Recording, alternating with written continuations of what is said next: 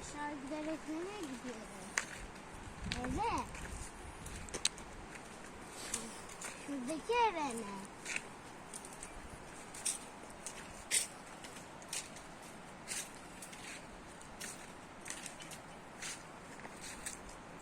Hadi git önden.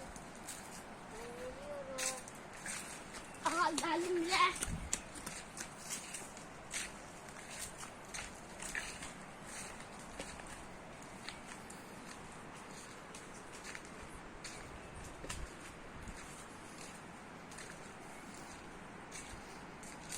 Anne!